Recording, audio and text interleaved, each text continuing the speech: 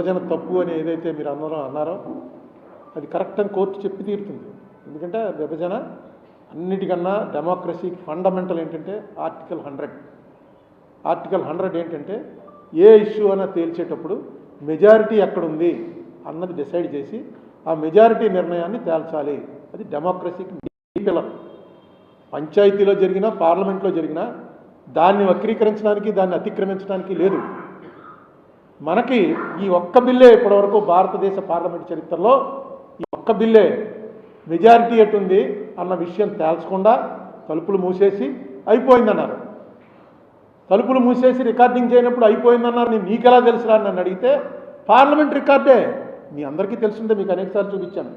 లోక్సభ రాజ్యసభ ముందు బెంచీల్లో కూర్చొని రాసినటువంటి వాళ్ళ రికార్డుని బట్టి తెలిసింది ఏంటంటే ఓటింగ్ అడుగుతూనే ఉన్నారు, ఓటింగ్ ఇవ్వలేదు. స్పీకర్ గారు ఇవ్వాల్సిన అవసరం లేదని చెప్పారు. ప్రతి క్లాస్కి ఆవిడ క్లాస్ పేరు చదవగానే లేచి అమ్మా ఓటింగ్ పెట్టకపోతే తల్ల లెక్కెడతాను, తల్లన్న లెక్కట్టు అని అరుస్తుంటే తల్ల లెక్కట్టు కూడా పెట్టలేదు. ఇది రికార్డ్ అయ్యింది మొత్తం.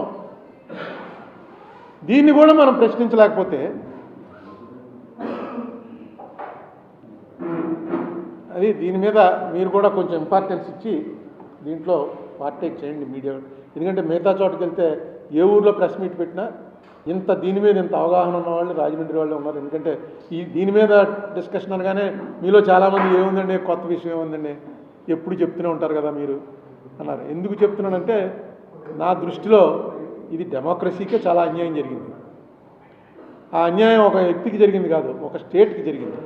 దాని ఫలితాలు ఇప్పుడు కూడా చూస్తున్నాం. ఆ వేళ నుంచి ఈ వేళ వరకు రెవెన్యూ లోటు లేకుండా ఒక్క సంవత్సరం కూడా ఈ రాష్ట్రం జరగలేదు. ప్రతి బడ్జెట్లోనూ రెవెన్యూ లోటు అంటేనే దరిద్రం. మీకు ఫిస్కల్ డెఫిసిట్ వల్ల దరిద్రం ఉండదు. ఎందుకంటే దానికి సంబంధించిన ప్రాపర్టీస్ కనబడుతున్నాయి అనుకోండి. అప్పు చేసి ఆస్తి కొంటే నష్టమే ఉండదు. అప్పు చేసి మనం భోజనం తింటున్నాం అంటే పరిస్థితి ఏంటి? నడపలేకపోతున్నాం అనమాట. ఎప్పుడు రెవెన్యూ డెఫిసిట్టే. మీరు కాంగ్రెస్ పరిపాలించినప్పుడు ఎప్పుడూ రెవెన్యూ డెఫిసిట్ ఉండదు. వెరీ రేరు. 10 ఏళ్లకి ఓవర్ డ్రాఫ్ట్ మీదకే వెళ్ళదు అసలు. రోషయ్య గారు ఫైనాన్స్ మినిస్టర్గా ఉన్నప్పుడైతే ఆయన గర్వంగా చెప్పేవాడు ఓవర్ డ్రాఫ్ట్ తీసుకోవడం అంటేనే ఒప్పని.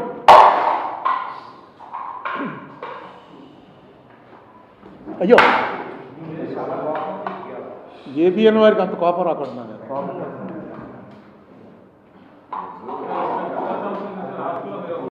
అందుకని దయచేసి ముందు ఒక 1,00,000 కోట్లలో మన షేరు 70-80 వేల కోట్లు వస్తుంది. ఇప్పుడు ప్రస్తుతం దరిద్రంలో ఉన్నాం. అది 12 ఏళ్ళు అయిపోయిందండి. అంత క్లియర్గా యాక్ట్లో పెట్టింది. అప్పుడేమో కేసీఆర్కి జగన్కి మంచి స్నేహం అన్నారు, అప్పుడు తేలలేదు. ఇప్పుడు ఇక రేవంత్ రెడ్డికి చంద్రబాబు నాయుడు అయితే అందరికీ తెలుసున్న స్నేహం. ఇంకా కేసీఆర్ను జగన్ది లోపల స్నేహం, మనం బయటికి కాదని అంటాం. ఇది వీళ్ళది ఓపెన్. ఇద్దరికి బాగా క్లోజ్ రిలేషన్ ఉందో అందరికీ తెలుసు. కూర్చుని ఒకసారి మాట్లాడుకోండి. అన్ని యాక్ట్లో ఉన్నవే కదా. లేదు వాళ్ళకి మనకి మాట ఉంటుందంటే కోర్టు క్లియర్గా చెప్తుంది, వెంటనే డిసైడ్ చేయండి అని. ఆ 1,00,000 చిల్లర కోట్లు ఏదైతే ఉందో అది వెంటనే డిసైడ్ చేయండి. ఇద్దరు కూర్చోండి, కేంద్ర ప్రభుత్వం ఇంటర్ఫీర్ అవ్వండి, 50 to 38 కింద వెంటనే డిసైడ్ చేయండి అని క్లియర్గా చెప్తుంది.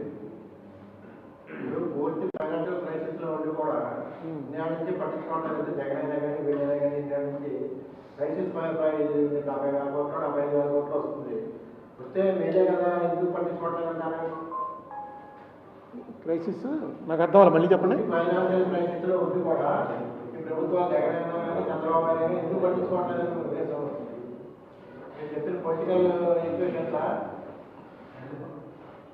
ఇది చిదంబరం రహస్యం. దీని మీద ఏమన్నా చెప్పానంటే నేను ఎక్యూజ్ చేయవలసి వస్తున్నాను. మామూలుగా జనరల్ లాగా అనుకునేది ఏంటంటే చంద్రబాబు నాయుడు గారికి కానీ జగన్మోహన్ రెడ్డి గారికి కానీ వాళ్ళకు ఉన్నటువంటి ఆస్తులన్నీ కూడా తెలంగాణ ప్రాంతంలో ఉన్నాయి కాబట్టి అక్కడ ఏ ప్రభుత్వం ఉన్నా సరే ఆ ప్రభుత్వంతో వాళ్ళు గొడవ పెట్టుకోరు అనేది ఒక జనరల్ ఉంది. అది నిజం కూడా. గొడవ పెట్టుకోపోవడంలో యాంబిగ్యూటీ ఉందేమో కానీ వీళ్ళవన్నీ అక్కడే ఉన్నాయి. అనేకసార్లు చెప్పాను నేను, ఆ ఇండస్ట్రీ రావాలి, ఈ ఇండస్ట్రీ రావాలి, అమరావతిలో మొత్తం అంతా కూడా ఇండస్ట్రీ అయిపోయి కొన్నాళ్ళలో అమరావతి న్యూయార్క్ అయిపోతుంది, అదే అయిపోతుందని చెప్తుంటారు. కానీ హెరిటేజ్ హెడ్ ఆఫీసు ఇక్కడికి రాదు, భారతీయ సిమెంట్స్ సాక్షి హెడ్ ఆఫీసు ఇక్కడికి రాదు.